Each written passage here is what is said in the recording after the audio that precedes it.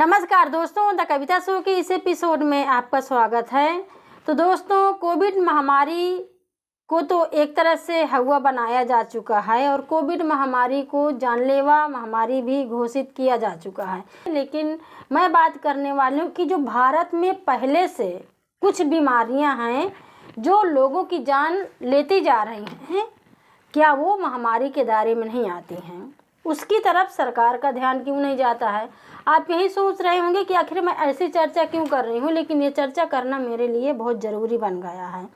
इस समय भारत के अलग अलग राज्यों में, अलग अलग ज़िलों में और ख़ासकर बुंदेलखंड में मैं देख रही हूँ कि डेंगू और टीबी किस तरह से अपना पैर पसारे हुए है, उससे किस तरह से लोग पीड़ित हैं। इन बीमारियों से बचने के लिए हमारी सरकार कोई ख़ास उपाय नहीं कर रही है, कोई इंतज़ाम नहीं है, कोई जागरूकता नहीं है। जिस तरह से डेंगू बीमारी अभी फैली है अयोध्या में, वाराणसी में, बुंदेलखंड में, और अभी पिछले महीना ही बांदा में एक व्यक्ति की मौत हुई डेंगू से, जिनका नाम था ठाकुर सनी सिंह। आज 26 तारीख को मैं सुबह शूट के पहले बांदा के मेडिकल कॉलेज गई। मेरे सहेली के एक परिवार के व्यक्ति की मौत हुई जो टीबी से पीड़ित थे। वो बांदा जिला के गड़ौली गांव के रहने वाले एकदम यंग बच्चा था और आज ही उसकी टीबी से मौत हो गई। इन बीमारियों से निपटने के लिए क्या हो सकता है?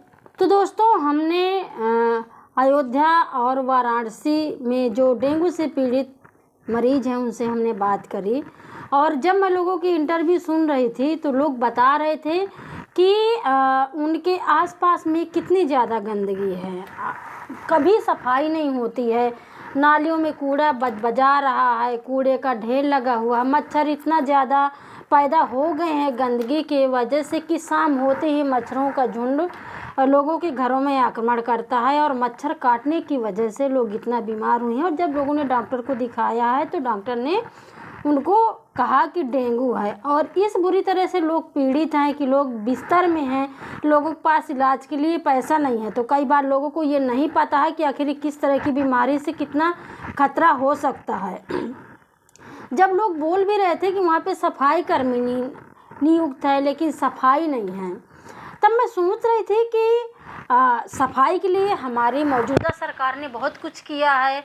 बड़े बड़े पोस्टर बैनर हर चौराहे में लगे हैं, सफाई अभियान को लेकर के इतनी जागरूकता फैलाई गई है, इतना ज़्यादा पैसा खर्च किया गया है, फिर सफाई क्यों नहीं है? और अयोध्या और वाराणसी तो मेन क्षेत्र हैं, ये तो दोनों पर्यटक क्षेत्र हैं, और यहाँ पर अगर सफाई नहीं है, यहाँ पर अगर डेंगू की बीमारी, डेंगू के मच्छर इतने ज़्यादा हो गए हैं तो बाकी जो ज़िले हैं वहाँ के क्या हालात होंगे, ये आप सोच सकते हैं। दूसरी बात दोस्तों, अब मैं ये भी कहना चाहूँगी कि आप सरकार के भरोसे मत रहिए। अगर आपको पता है कि मच्छर का डंक आपको मार रहा है और आप इतनी बुरी तरह से बीमार पड़ रहे हैं, तो आपको खुद में अपने आसपास की, अपने घरों की, अपने मोहल्ले की सफाई करना होगा, नालियाँ साफ़ करनी होगी, कूड़ा फेंकना होगा। तो दोस्तों, ऐसा नहीं है कि सफाई को लेकर के कुछ हुआ नहीं है, कागजों में हर जगह सफाई है। देश की स्थिति बहुत अच्छी है, बहुत साफ़ सुथरी है।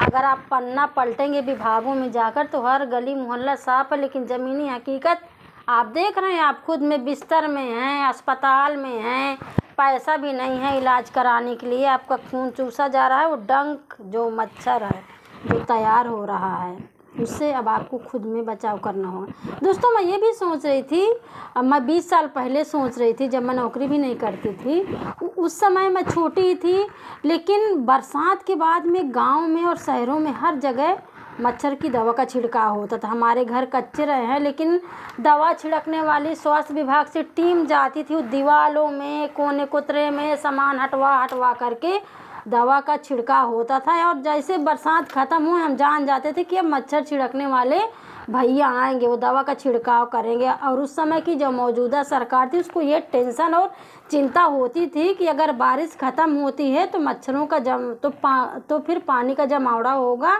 और पानी का जमावड़ा होगा, मलबा का जमावड़ा होगा, तो मच्छर ऑलरेडी पैदा होंगे और बीमारी होगी, तो बीमारी पनप ना पाए और दवाई का छिड़काव हो जाता था, लेकिन उस समय इतनी ज़्यादा गंदगी नहीं होती थी।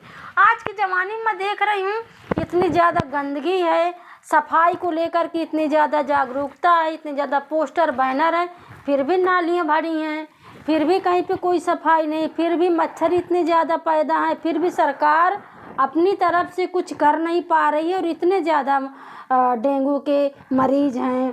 टीबी की बात जो मैं कर रही हूँ तो खैर मच्छर से संबंधित नहीं है, लेकिन मैं इसलिए कह रही हूँ कि वो जानलेवा बीमारी है, उसको लेकर के भी जागरूक करना होगा। तो बस मैं ये कहना चाहती हूँ कि डेंगू से बचने के क्या लक्षण है, क्या उपाय किया जा सकता है, क्या क्या सावधानियाँ बरती जा सकती हैं, ये आपको लिखित रूप में ये अब स्क्रीन पे है, आप इसको ध्यान से पढ़ सकते हैं और आप अपना बचाव खुद में कर सकते हैं। अगर आपके मोहल्ले में, गांव में, आसपास में कहीं पर भी डेंगू के मरीज हैं और ये आवाज़ अगर विभागों तक, सरकार तक नहीं जा रही तो आप मुझे कमेंट बॉक्स में लिख करके भेजिए। हम आपकी आवाज़ को सरकार तक, विभाग तक पहुंचाने की कोशिश करेंगे। हम उनसे मांग करेंगे कि जिन इलाकों में गंदगी है, जिन इलाकों में बीमारी है, वहाँ पर स्वास्थ्य विभाग की टीम जाए और वहाँ पर लोगों का इलाज करे और लोगों को जागरूक करे।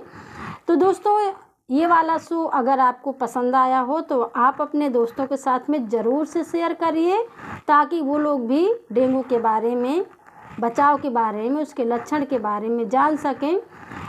तो दोस्तों, अगर आपने अभी तक खबर लहरिया चैनल को सब्सक्राइब नहीं किया है तो प्लीज़ अभी ही कर लें, ताकि मेरा हर नया शो आप तक पहुंचता रहे। खबर लहरिया की जो एक्सक्लूसिव खबरें हैं वो आप तक पहुंचती रहें।